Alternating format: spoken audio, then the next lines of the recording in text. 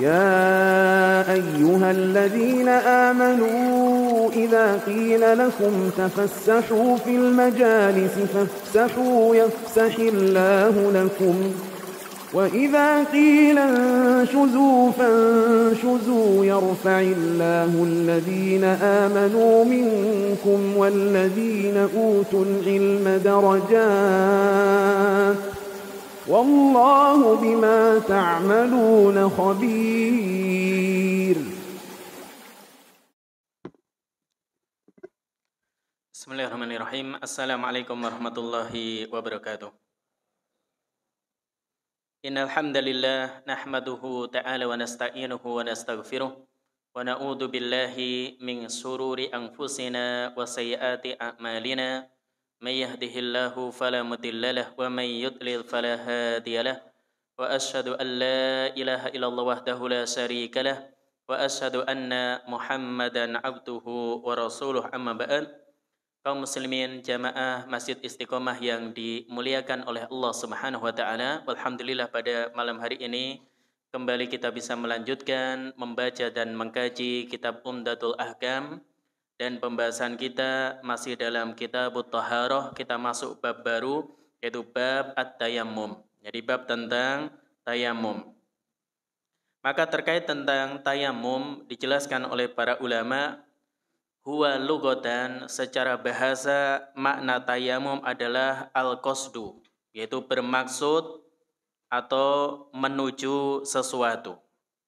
Wa syar'an, adapun dalam terminologi syariat disebutkan oleh Syekh Abdullah Al-Fauzan dalam Mauridul Afham untuk syarah Umdatul Ahkam, beliau mengatakan mashul wajhi wal yadaini minas sa'idit thayyib, mengusap wajah dan kedua telapak tangan menggunakan debu yang suci atau bagian permukaan bumi yang suci, badalan an taharatil ma, sebagai pengganti dari bersuci dengan air, inda ta'addur istimali, ketika seorang dia ada udzur untuk tidak menggunakan air.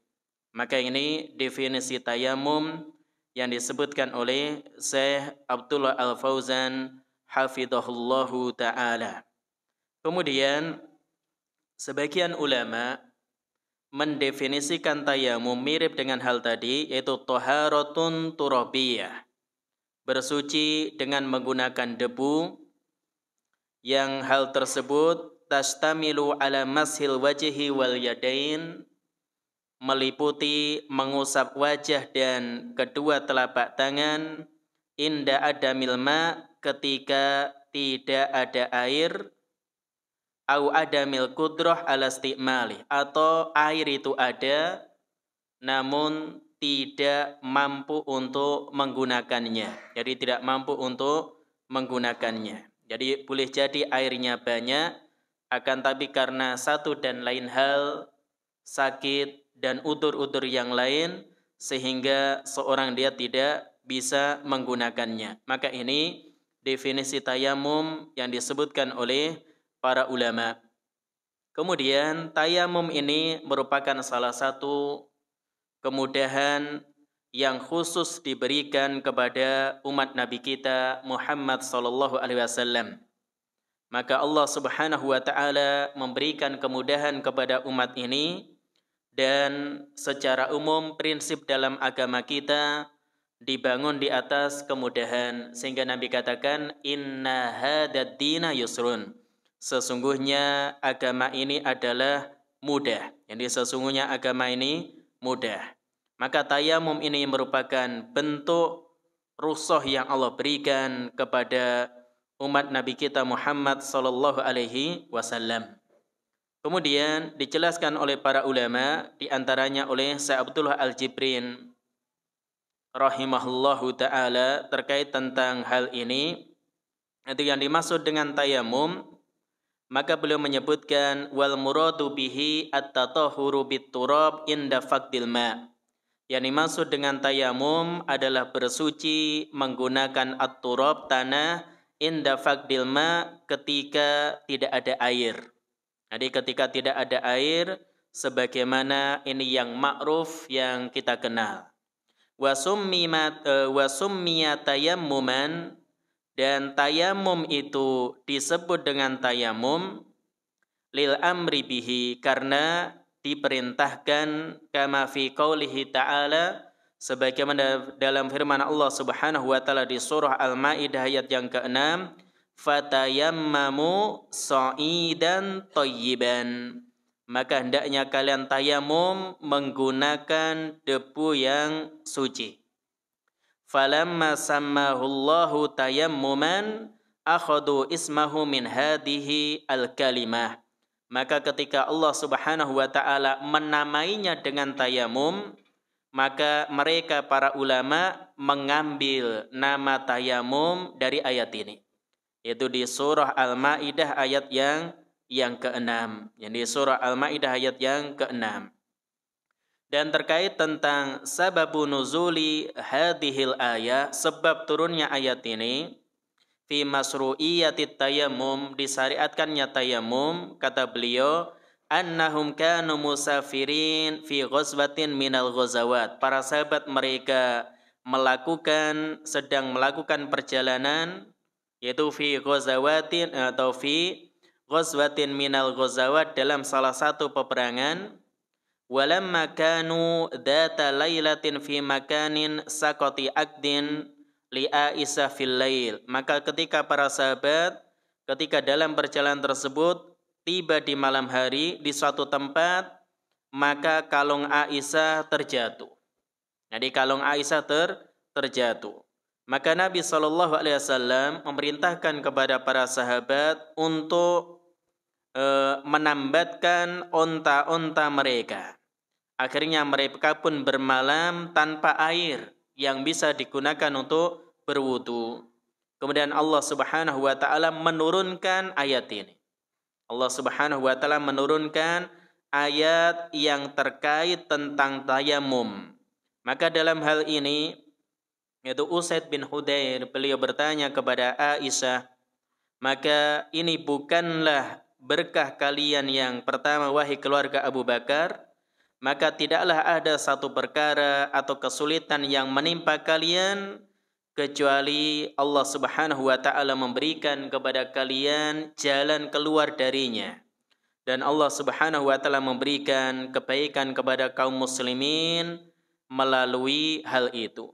Wa ja'alallahu lil muslimina fihi khairan. Jadi gara-gara kalung Aisyah itu hilang, maka turunlah ayat yang menjelaskan ada syariat tayamum. Maka dari sini disebutkan oleh Usaid bin Hudair, maka tidaklah keluarga Aisyah radhiyallahu taala anha dia ditimpa satu kesulitan, melainkan Allah akan berikan jalan keluar, dan ujung-ujungnya kata beliau, wa ja'alallahu lil muslimina fihi khairan. Allah Subhanahu wa taala jadikan kebaikan untuk kaum muslimin. Jadi jadikan kebaikan untuk kaum muslimin. Baik, kemudian hadis yang pertama yang disebutkan oleh Al-Hafidh Abdul Ghani Al-Maqdisi rahimahullahu ta'ala dalam kitab beliau Umdatul Ahkam adalah hadis dari Imran bin Husain yang menjelaskan bayanu hukmi tayammumi minal janabah, hukum tayamum dari junub. Baikala al-musannif rahimahullahu ta'ala, Al-Hafidh Abdul Ghani Al-Maqdisi, semoga Allah merahmati beliau, mengatakan, An Imran ibni Husain radhiyallahu anhuma, dari Imran bin Husain, semoga Allah meridhai keduanya, anna Rasulullah sallallahu alaihi wasallam ra'a rajulan mu'tazilan. Nabi SAW beliau melihat seorang laki-laki mu'tazilan yang dia menyendiri. Mu'tazilan maknanya munfaridan anil qaum, maka dia menyendiri, tidak bergabung dengan jamaah lain. Lam yusalli fil qaum, maka dia tidak ikut sholat bersama jamaah, yaitu bersama Nabi dan para sahabatnya. Faqala, maka Nabi SAW bertanya, ya fulan, ma mana'aka an tusalliya fil qaum, wahai si fulan, apa yang menghalangimu untuk sholat berjamaah bersama kami? Faqala, maka orang yang ditanya ini mengatakan, ya Rasulullah, asobatni janabah. Wahai Rasulullah, aku mengalami junub, wala ma'a, dan tidak ada air. Faqala, maka Nabi SAW beliau mengatakan, alaika bis-sha'id fa innahu yakfika, maka cukup bagimu debu, yaitu debu yang suci, artinya tayamum, fa innahu yakfika, maka itu sudah mencukupi bagimu. Jadi hendaknya engkau menggunakan debu yang suci dan itu sudah mencukupi bagimu. Baik, jamaah salat maghrib yang dirahmati dan dimuliakan oleh Allah Subhanahu wa taala, maka terkait tentang hadis ini dijelaskan oleh para ulama, di antaranya oleh Syekh Abdullah Al-Bassam rahimahullahu taala dalam Tawdihul Ahkam, bahwasanya makna mu'tazilan itu secara bahasa maknanya yaitu terasing atau menjauh dari orang lain. Maka dalam konteks hadis ini, maka ada seseorang yang dia sengaja tidak bergabung bersama jamaah solat para sahabat dan Nabi SAW, dan dia memilih untuk sendirian. Dan sahabat yang dimaksud dalam hadis ini, para ulama katakan itu adalah sahabat Khalid bin Rafi radhiyallahu taala anhu. Beliau adalah seorang sahabat yang ikut serta dalam perang Badar. Kemudian as-sha'id, apa makna as-sha'id? As-sha'id itu ada dua makna atau ada dua pendapat di kalangan para ulama. Insyaallah nanti akan dijelaskan. Makna yang pertama, as-sha'id itu adalah permukaan bumi. Adapun makna yang kedua adalah tanah. Jadi tanah yang berdebu. Maka dalam hadis ini, alaika bis-sha'id, maka hendaknya engkau menggunakan as-sha'id, maknanya merujuk pada debu atau tanah yang digunakan sebagai pengganti air untuk tayamum. Jadi untuk tayamum. Jadi ketika air tidak ada atau ada air namun tidak bisa menggunakannya, maka Nabi SAW beliau katakan alaika bis-sha'id, maka hendaknya kamu memakai atau menggunakan debu atau menggunakan tanah. Kemudian Nabi katakan, ma mana'aka an tusalliya fil qaum, apa yang menghalangimu untuk sholat bersama jamaah? Jadi kenapa engkau mu'tazilan? Jadi engkau sendiri, ai lam yusalli ma'al qaum alladzina yusalluna jama'atan. Di sahabat Khalid bin Rafi, beliau tidak sholat bersama sahabat yang lain, yaitu sholat berjamaah. Dan sholat yang dimaksud, kata para ulama, wal muradu sholatul fajr. Jadi sholat yang dimaksud dalam hadis ini adalah sholat subuh. Ini adalah sholat subuh. Maka Nabi SAW bertanya kepada sahabat Khalid bin Rafi, kenapa dia tidak ikut sholat subuh bersama dengan sahabat yang lain? Maka beliau mengatakan, asobat ini janabah, aku dalam kondisi junub, wala ma'a, dan tidak ada air. Maka dijelaskan oleh para ulama, perkataan Khalid bin Rafi ini punya dua kemungkinan. Kemungkinan yang pertama, sahabat ini mungkin tidak mengetahui bahwasanya tayamum itu sah sebagai pengganti mandi ketika tidak ada air. Sehingga dia mengatakan asobatni janabah, saya dalam kondisi junub. Berarti junub ini hadas besar, ketika ada air wajib baginya mandi. Maka kemungkinan yang pertama, kenapa dia mu'tazilan anil jamaah? Dia tidak ikut serta bersama sahabat untuk sholat subuh berjamaah. Maka kemungkinan pertama, kata para ulama, sahabat ini mungkin dia tidak mengetahui bahwasanya yang namanya tayamum itu tidak hanya pengganti wudu, namun dia statusnya juga bisa menggantikan mandi. Jadi dia bisa menghilangkan hadas kecil dan hadas besar. Ini kemungkinan yang pertama. Kemungkinan yang kedua, kenapa beliau mengatakan asobat ini janabah wala ma'a, saya mengalami junub dan tidak ada air? Maka kemungkinan yang kedua, dia percaya bahwasanya orang dalam kondisi junub itu tidak boleh melakukan tayamum. Dan pandangan ini disebutkan oleh Syekh Abdullah Al-Basam adalah pandangan yang lebih mungkin karena tayamum itu telah ada sebelum masa Islamnya perawi hadis ini, yaitu Imran bin Husain.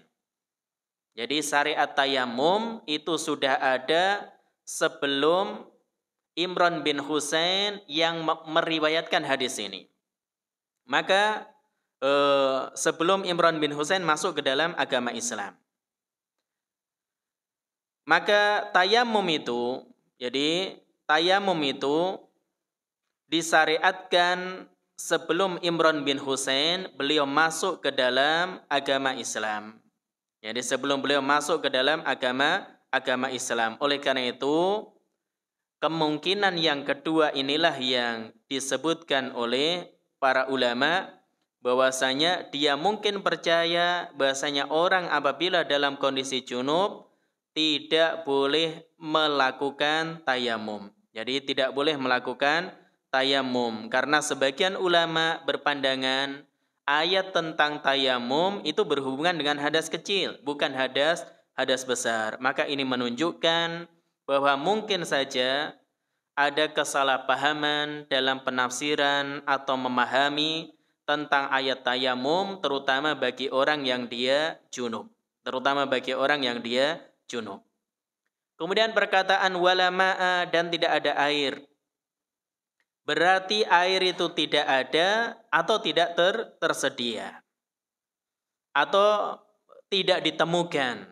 Maka dalam hal ini wala ma'a, ya, penghilangan keterangan tambahan tentang air ini menunjukkan bahwasanya alasan Khalid bin Rafi' radhiyallahu taala anhu ini sangat kuat dengan menyebutkan tidak ada air sama sekali.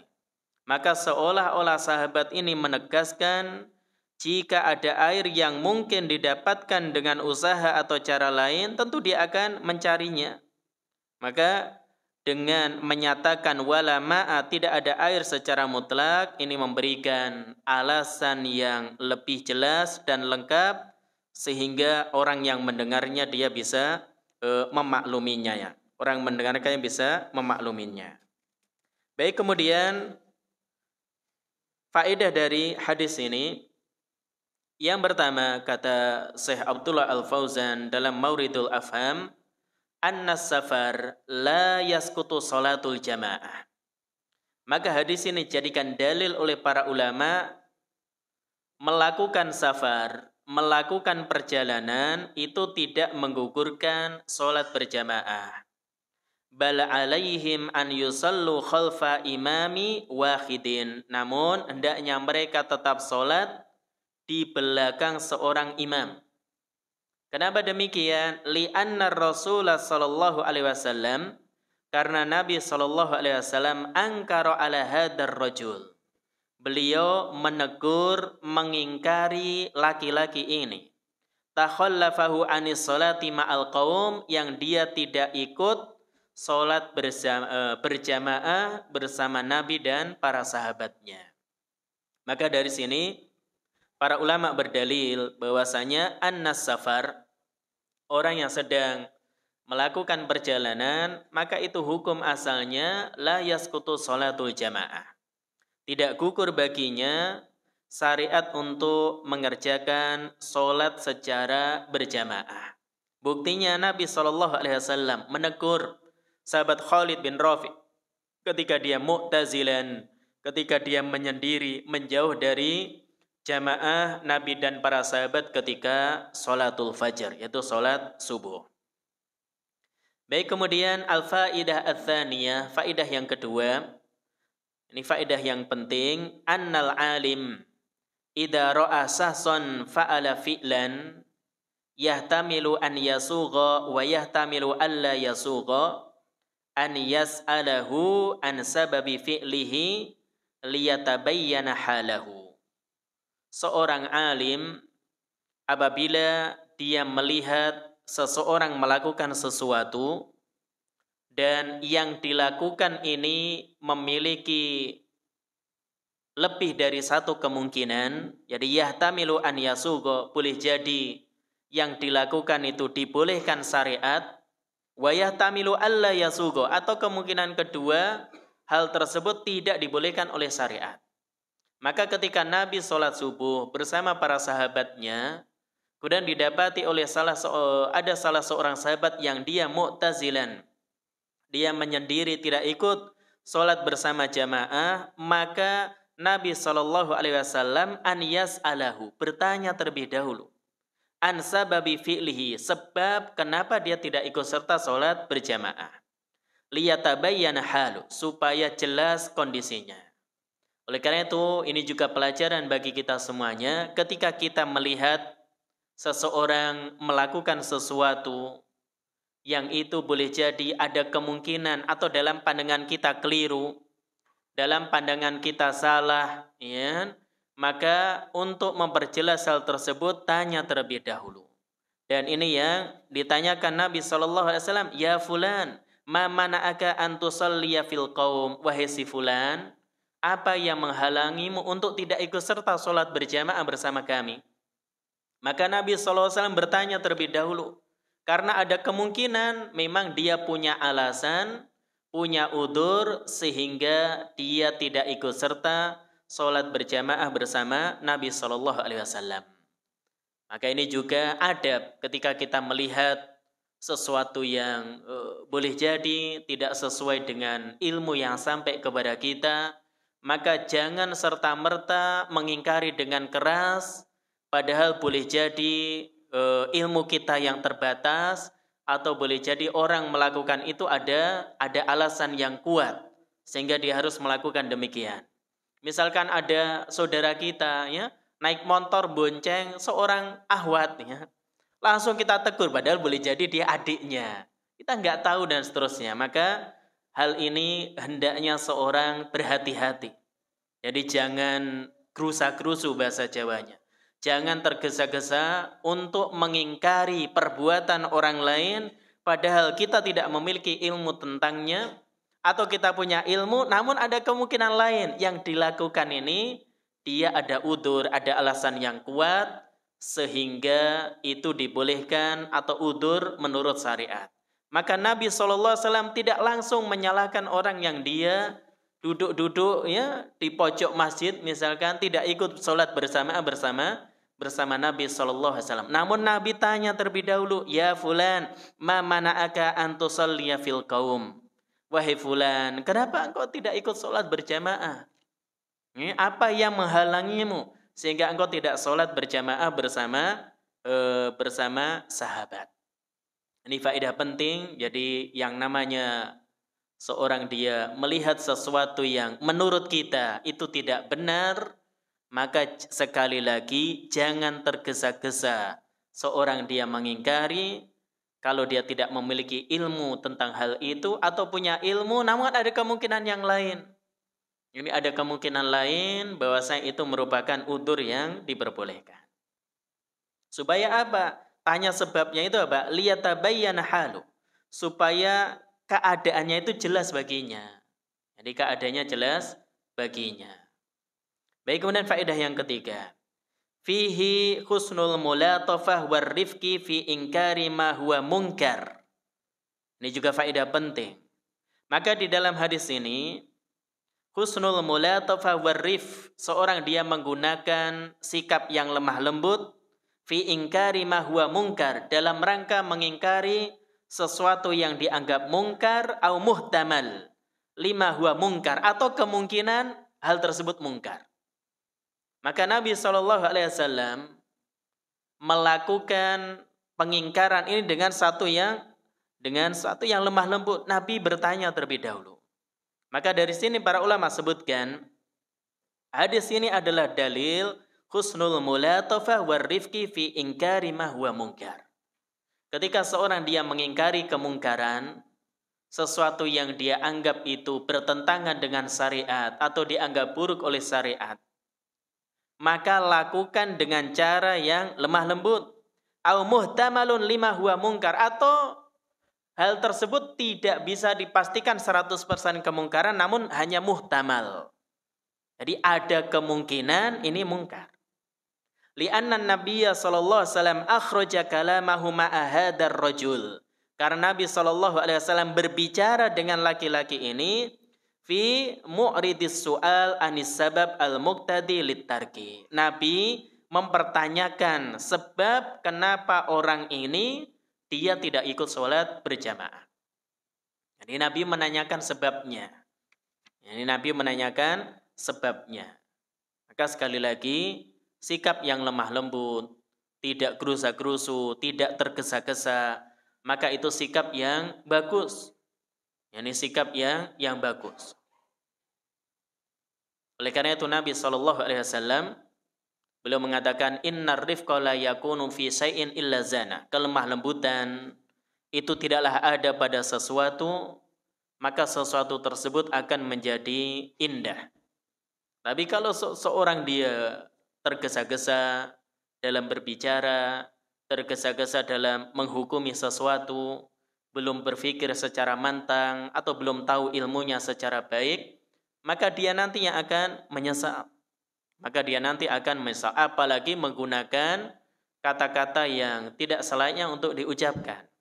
Oleh karena itu kita tahu ketika Allah Subhanahu wa taala mengutus Nabi Musa, demikian juga Nabi Harun alaihi wassalam untuk mendakwai Fir'aun. Apa yang Allah perintahkan kepada Musa dan Harun? Faqula lahu qaulan layyinan. Maka wahai Musa dan Harun, ucapkanlah qaulan layyinan kepada Fir'aun. Ucapan yang lemah lembut kepada Fir'aun. Tujuannya apa? La'allahu yatadakkaru aw yasa. Mudah-mudahan dia ingat atau takut. Maka di antara tujuan seorang dia berdakwah, tujuan seorang dia mengajak orang lain adalah mengingatkan dia atau menjadikan dia semakin takut kepada Allah Subhanahu wa taala, dan itu dilakukan dengan qaulan layyinan, ucapan yang baik.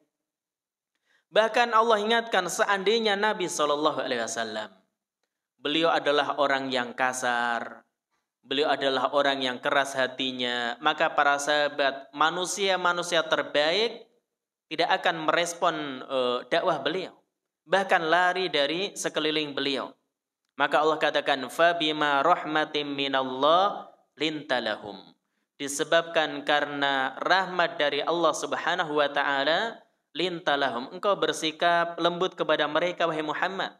Walau kunta faddan ghalidal qalbi lan faddu min haulik. Seandainya engkau ini orang yang keras hati, orang yang kasar, lan faddu min haulik, niscaya mereka akan lari dari sekelilingmu. Maka ini sekelas para sahabat yang tidak diragukan, mereka adalah orang-orang pilihan. Namun seandainya disikapi oleh Nabi dengan cara demikian, mereka lari.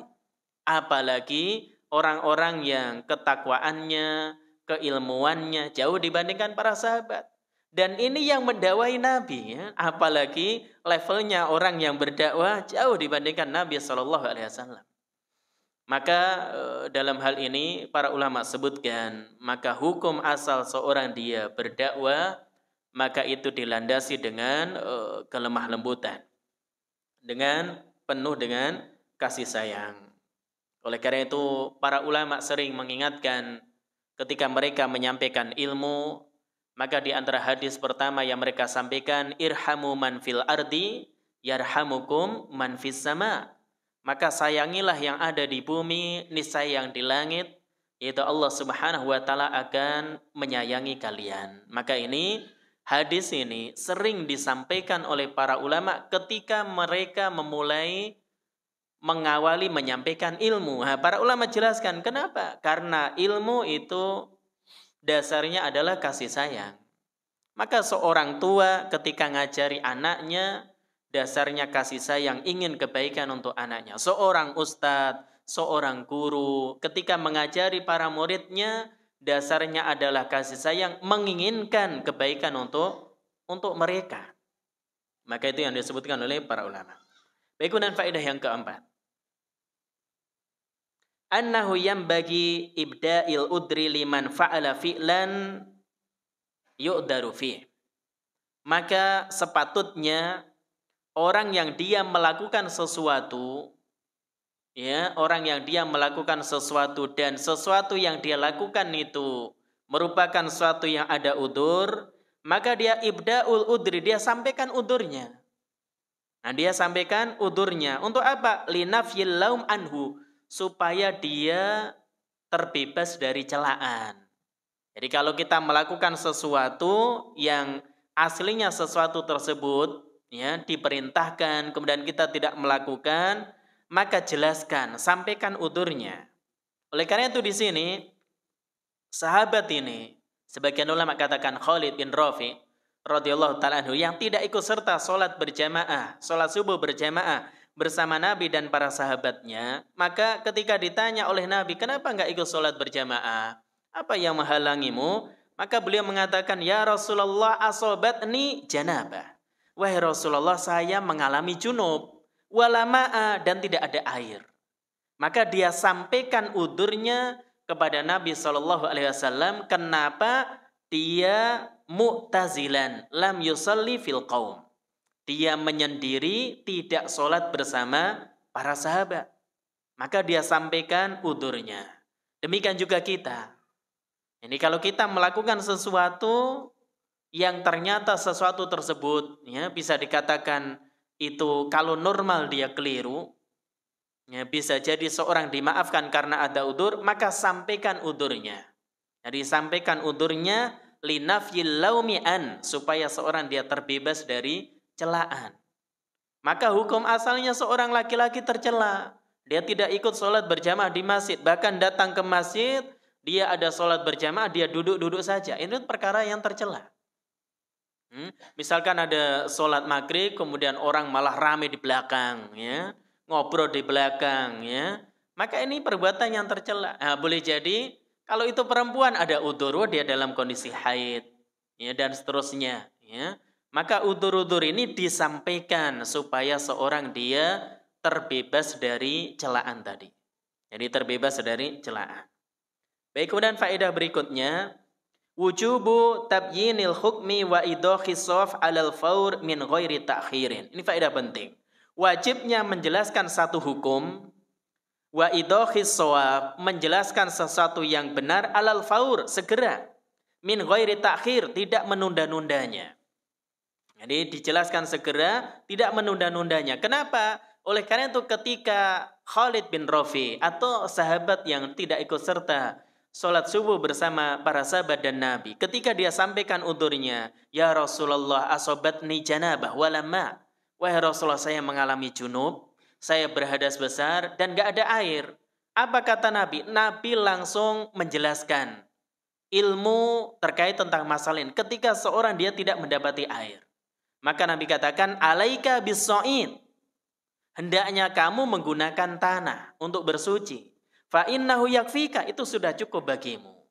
Maka dari sini para ulama sebutkan bahwasanya tabyinul hukmi, menjelaskan satu hukum, idahus shawab, jadi menjelaskan kebenaran, ya, alal faur, itu dilakukan segera. Min ghairi ta'khir, jangan ditunda-tunda, apalagi itu diperlukan. Ini orang ini harus tahu. Ya, sahabat ini ketika dia dalam kondisi junub tidak mendapat air, harus tahu bahwasanya tayamum itu bisa menggantikan wudu dan mandi. Tayamum itu bisa menghilangkan hadas kecil dan hadas besar. Sehingga Nabi katakan, alaika bis-sha'id fa innahu yakfika. Hendaknya engkau menggunakan air dan itu sudah cukup bagimu. Jadi menjelaskan hukum ketika diperlukan itu penting. Sehingga para ulama membuat kaidah ta'khirul bayan an waqtil hajah la yajuz. Mengakhirkan penjelasan, menunda penjelasan, padahal itu dibutuhkan, nggak boleh hukumnya. Jadi menunda penjelasan dalam kondisi yang dibutuhkan nggak boleh. Maka dalam kondisi ini, sahabat ini harus tahu bahwasanya ketika tidak ada air seorang dalam kondisi junub, maka apa yang harus dia lakukan? Maka dia bisa tayamum. Sehingga Nabi jelaskan hukum tayamum itu dalam hal ini bisa untuk menghilangkan hadas besar ketika seorang junub. Baik, kemudian faedah yang keenam. Jawazut tayammumi anil janabah idza lam yajid ma'an. Nah, ini faedah kenapa hadis ini dimasukkan dalam bab tayamum. Hadis ini dalil bolehnya tayamum anil janabah ketika seorang dalam kondisi junub idza lam yajid ma, kalau dia tidak menjumpai air. Jadi kalau dia tidak mendapati air, maka ini hukumnya boleh. Wa qad dalla ala dzalika al-Qur'anu aidon, dan ini juga ditunjukkan oleh Al-Qur'an. Jadi ditunjukkan oleh Al-Qur'an. Di antaranya di surah An-Nisa ayat 43 Allah Subhanahu wa taala berfirman, "Wa in kuntum marda aw ala safarin aw jaa ahadum minkum minal ghaib." Jika kalian dalam kondisi sakit atau dalam kondisi safar, atau salah seorang di antara kalian setelah buang air besar, aw lamastumun nisa, atau kalian menyentuh wanita. Jadi lamastumun nisa di sini ditafsirkan oleh Abdullah bin Abbas, seorang suami berhubungan dengan istrinya. Berarti ini hadas besar. Falam tajidu ma'an, kemudian kalian tidak menjumpai air, fatayammamu sha'idan thayyiban, maka hendaknya kalian tayamum dengan debu yang suci. Maka fadzakarallahu ta'ala sababain li taharati tayammum. Di dalam ayat ini Allah menyebutkan dua sebab bolehnya bersuci atau bolehnya tayamum. Ahaduhuma, yang pertama al-hadas al-asghar. Tayamum itu bisa menghilangkan hadas kecil. Diambil dari mana? Auja'a ahadum minkum minal ghaid. Atau salah seorang di antara kalian habis buang air besar. Seorang yang buang air besar, ya, berarti dia telah berhadas kecil. Adapun wathani yang kedua, tayamum itu bisa menghilangkan al-hadas akbar. Diambil dari aulamastumun nisa wa huwa al-jima. Maka ditafsirkan oleh para ulama, menyentuh wanita ini bukan sekedar menyentuh, tapi menyentuh plus, ya. Dia menyentuh plus atau bahasanya al-jima. Oleh karena itu ayat ini jadikan dalil oleh para ulama, tayamum itu menggantikan mandi dan wudu. Tayamum bisa menghilangkan hadas besar, demikian juga bisa menghilangkan hadas kecil. Baik, kemudian faedah berikutnya. Anna tayammuma yujzi'u anil ma wa yakumu maqamahu fi kulli syai' hatta yajidal ma fa idza wajadahu wajaba alaihi an yatatahhara bihi. Tayammum itu yujzi anil ma, dia sudah sah ketika tidak ada air. Wa yakumu maqamah, dia menggantikan posisi air. Fi kulli syai'in hatta yajidal ma, hingga seseorang dia mendapati air. Jadi tayamum itu pengganti air, pengganti seorang dia bersuci dengan air, misalkan wudu atau mandi, hatta yajidal ma, hingga seorang mendapati air. Fa idza wajadahu, kalau seorang dia mendapati air, wajaba alaihi an yatatahhara bih, maka wajib baginya untuk bersuci dengan air tadi.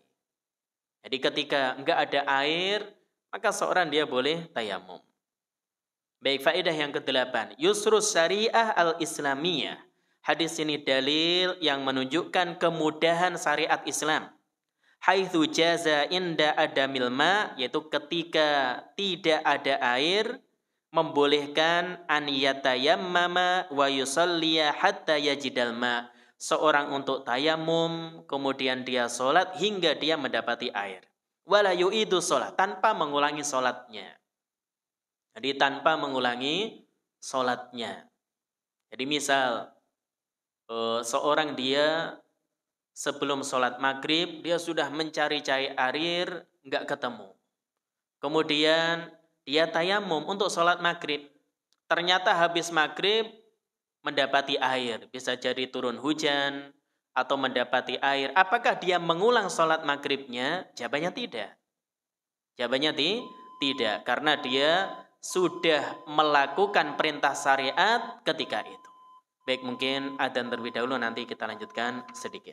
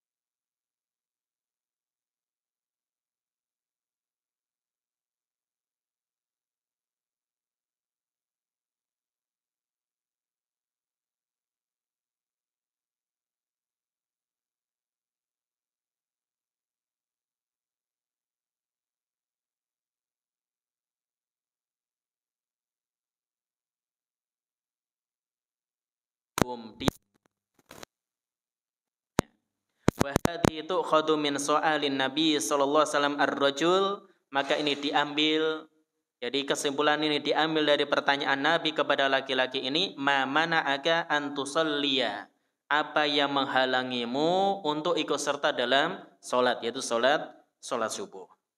Jadi seorang apabila dia ditugasi atau punya otoritas untuk mengurusi jamaah sebagai imam masjid ataupun misalkan DKM dan seterusnya, maka hendaknya dia memperhatikan kondisi jamaahnya. Maka dia bertanya apabila biasa hadir kemudian tidak hadir, ya, apakah dia sakit atau sedang apa, maka dia bertanya tentang hal ini. Oleh karena itu Nabi SAW melakukan hal ini. Beliau tahu kondisi para sahabatnya sehingga bertanya ketika dia tidak ikut serta sholat subuh berjamaah bersama beliau dan para sahabatnya. Baik, kemudian faedah yang terakhir dari hadis ini, jawazut tayammumi bikulli ma tusaidu ala wajhil ardi min ramlin au turabin au ghairihima. Hadis ini dalil bolehnya seorang dia tayamum bikulli ma tusaidu ala wajhil ard, dengan semua permukaan bumi.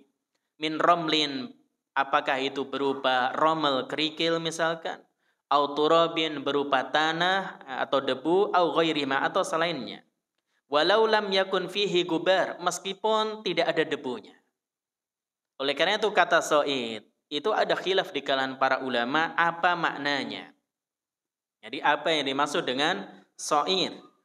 Maka dalam hal ini kata saya Muhammad bin Shalih Utsaimin rahimahullahu ta'ala, wahtalafal ulama ala sihhati tayammum min ardin la gubara 'alaiha. Maka para ulama berbeda pendapat tentang keabsahan tayamum menggunakan tanah la gubara 'alaiha, yang enggak ada debunya. Jadi kalau kita tempelkan telapak tangan kita ke tanah, maka enggak ada debunya. Nah, ini diperbincangkan oleh para ulama, sah tidak tayamum yang demikian. Fadhahaba ba'duhum, sebagian ulama berpandangan, ila annahu la yasihut tayammum illa ala ardin laha gubarun. Maka tayamum itu tidak sah kecuali pada bumi atau tanah yang laha gubar, memiliki debu. Jadi kalau kita tempelkan, kita angkat, maka kedua telapak tangan kita itu ada debunya. Itu namanya gubar. Wa hadza la yakunu illa fil ardi at-turabiyah. Dan ini hanya berlaku bagi apa? Al-ardi at-turabiyah, pada tanah. Jadi kalau orang tayamum pada batu, permukaan tanah, ya enggak ada debunya, ya, kecuali batunya tersebut kotor dengan tanah yang berdebu, ya bisa. Tapi maka ini hanya berlaku berarti pada al-ardi at-turabiyah. Wa ammar ramliyah, adapun yang dia bentuknya kerikil, ya, bentuknya kerikil, maka dalam hal ini fa innahu la yasihu at-tayammumu 'alaiha, maka tidak sah tayamum dengan menggunakan itu. Li'annaha la tahmilu gubaron aw turaban, karena ketika telapak tangan kita tempelkan, maka itu tidak akan ada debu atau tanah yang menempel di telapak tangan kita. Apa dalil ulama yang mengatakan bahwasanya yang namanya tayamum itu harus menggunakan tanah berdebu, bahasa kita tanah yang berdebu, yaitu firman Allah di surah Al-Maidah ayat yang ke-6. Allah Subhanahu wa taala berfirman, "Famsahu biwujuhikum wa aydikum min." Maka usaplah wajah kalian dan kedua telapak tangan kalian minhu. Jadi kata-kata minhu, maka di sini minnya litab'id, menunjukkan sebagian.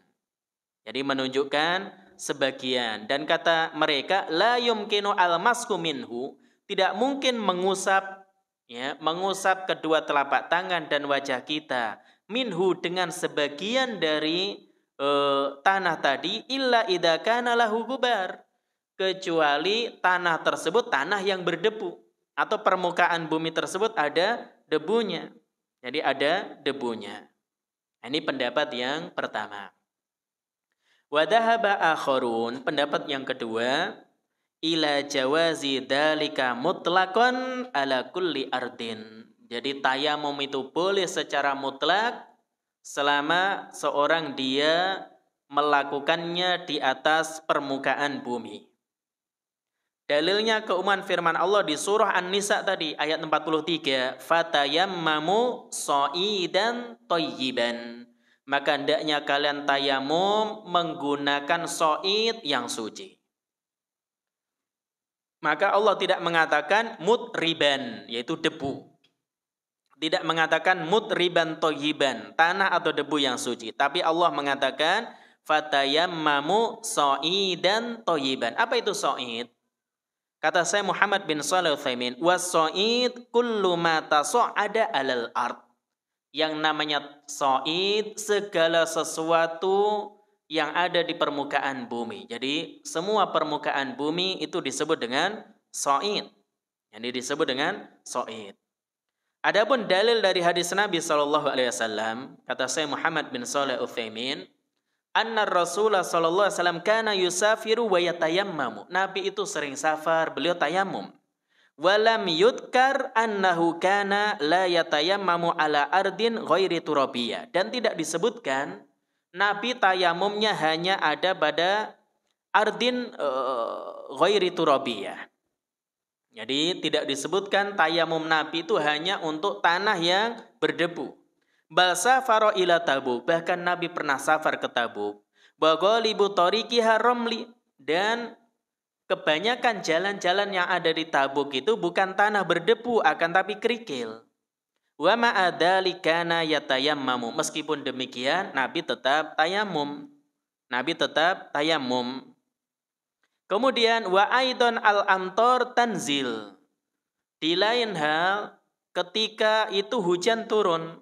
Wa idab talat al-ardu lam yakun 'alaiha gubarun. Jadi kalau hujan turun maka di atas kerikil juga enggak ada debunya. Wa ma'adalik yatayammamu 'alaiha. Meskipun demikian Nabi tetap bertayamum. Jadi Nabi tetap bertayamum. Maka walhasil kesimpulannya, kata saya Muhammad bin Shalih Al-Utsaimin, annar rajih huwa ihtiyaru Syekhul Islam Ibnu Taimiyah wa ghairihi minal ulama al-muhaqqiqin. Pendapat yang kuat adalah pendapat dari Syekhul Islam Ibnu Taimiyah, demikian juga para ulama yang muhakkik yang meneliti masalah ini, annat tayammuma 'alal ardi. Tayamum itu boleh menggunakan permukaan bumi, sawaun kana laha gubarun aw lam yakun laha gubarun. Sama saja apakah permukaan bumi tersebut ada debunya atau tidak ada. Ini misalkan di batu yang bersih, batu itu bagian dari permukaan bumi, maka itu diperbolehkan. Maka itu diperbolehkan. Menurut pendapat yang dikuatkan oleh Syekh Muhammad bin Shalih Al-Utsaimin, demikian juga ini dikuatkan oleh Syekh Abdullah Al-Fauzan dalam Mauridul Afham Sarah Umdatul Ahkam. Wallahu a'lam bishawab. Mungkin demikian yang bisa kita sampaikan, kita kaji dalam kajian kita malam hari ini terkait hadis pertama yang disebutkan oleh Al-Hafidz Abdul Ghani Al-Maqdisi rahimahullahu ta'ala dalam bab tayamum. Baik, mungkin ada yang ditanyakan sebelum diakhiri? Kurang berapa menit ini, Pak? 3 menit. Ya, silakan kalau ada yang disampaikan atau ditanyakan terkait pembahasan kita. Ya, silakan.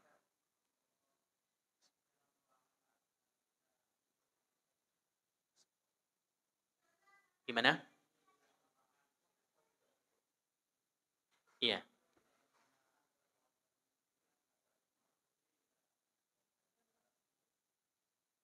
Iya. Jadi pertanyaannya, apabila seorang dia berada dalam kendaraan umum, ya, atau bahkan dalam pesawat yang sangat bersih, ya, dan seorang dia melewati waktu sholat, kemudian tidak mendapati air, dan tidak memungkinkan dia turun dari kendaraan masih mendapati waktu sholat, apa yang harus dia lakukan? Jadi apa yang harus dia lakukan? Maka dalam hal ini, jika kendaraannya tersebut ada debunya, pesawatnya kotor, ya, bisnya kotor, kemudian apalagi jok bis itu kalau kita ginikan langsung berdebu kena muka kita, itu bisa dijadikan tayamum. Tapi kalau bersih, maka semuanya katakanlah bersih, maka sebagian asatidzah kita mengatakan bisa tayamum dengan bagian bawah sepatu kita. Biasanya ada kotorannya, artinya ada tanahnya. Jadi bagian bawah sepatu kita itu ada tanahnya. Maka itu kita katakan selama kita tidak yakin itu mengandung najis, maka hukum asalnya suci. Maka kalau ada debunya, itu bisa kita gunakan. Jadi itu bisa kita gunakan. Jadi yang jelas, yang dimaksud jok mobil, kemudian ini bukan so'id, bukan permukaan bumi yang alami. Jadi so'id itu dia permukaan bumi yang alami, bukan buatan manusia seperti karpet. Itu bukan so'id namanya. Tapi kalau karpet tersebut mengandung debu, mengandung gubar, ya baru dia.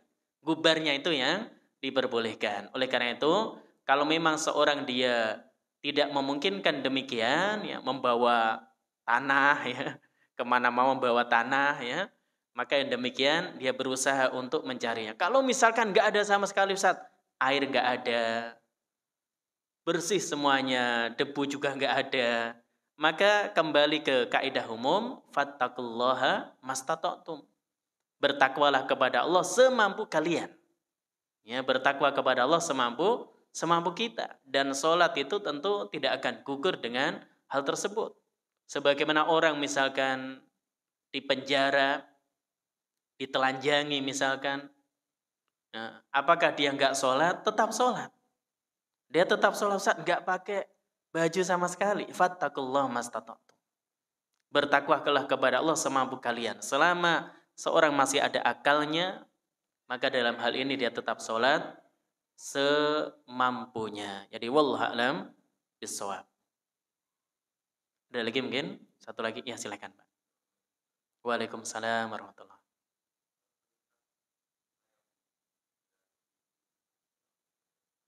Ya. Iya.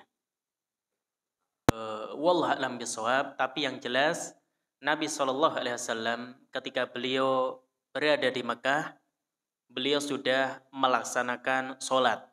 Jadi ketika berada di Mekah, beliau sudah melaksanakan sholat. Kemudian kaitannya dengan perintah yang ada di surah Al-Ma'idah untuk berwudu, padahal itu dia termasuk surah yang madaniyah, berarti turun kepada Nabi SAW sebelum beliau hijrah ke kota Madinah. Maka ini bagaimana penjelasannya? Wallahu a'lam bishawab, nanti bisa ditanyakan ke ustadz yang lain terkait kepastian akan hal ini. Namun sekali lagi, dalam masalah yang seperti ini, maka dugaan kuat saya Nabi SAW beliau juga berwudu sebelum sholat. Karena syariat wudu itu juga sudah ada bahkan di umat-umat sebelumnya.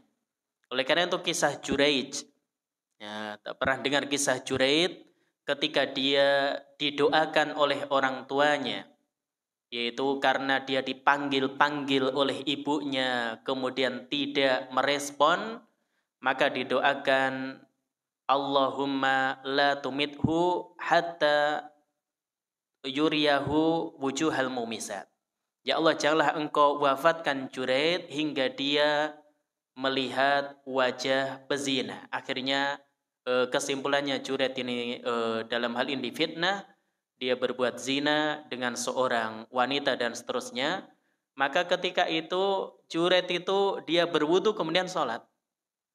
Maka dia berwudu kemudian sholat. Oleh karena itu para ulama sebutkan syariat wudu itu sudah ada sebelum Nabi kita Muhammad SAW. Hanya saja apa yang membedakan syariat wudu kita dengan umat sebelumnya, di antaranya keutamaan wudu.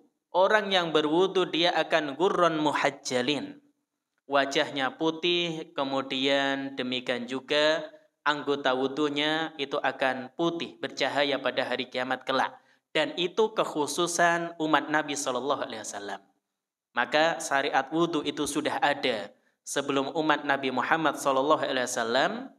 Namun tata caranya saya nggak tahu pastinya seperti apa. Yang membedakan wudu untuk umat Nabi SAW punya keutamaan. Orang yang berwudu maka dia nanti akan ghurran muhajjalin, wajahnya putih, sehingga diketahui, oh ini umat Nabi Muhammad SAW. Maka kalau kita lihat penjelasan hal yang demikian, maka kemungkinan kuatnya Nabi sebelum sholat, ya, misalkan sebelum turun surat Al-Maidah tadi, maka Nabi juga sudah berwudu sebelum melaksanakan sholat, karena memang syariat wudu itu sudah ada sebelum umat Nabi SAW. Wallahu a'lam bishawab. Namun sekali lagi kepastian akan hal ini nanti silahkan ditanyakan ke ustadz yang lain, atau nanti cara saya cari referensinya dari para ulama terkait penjelasan hal seperti ini bagaimana. Baik, mungkin demikian yang bisa kita sampaikan, kita bahas dalam kajian kita malam hari ini. Kurang lebihnya mohon maaf. Jika nanti ada sesuatu yang kurang jelas, sekali lagi tanyakan ke ustadz yang lain. Kita akhiri dengan doa kafaratul majelis. Subhanakallahumma wa bihamdika asyhadu an la ilaha illa anta astaghfiruka wa atubu ilaik. Wa akhiru da'wana anil hamdulillahi rabbil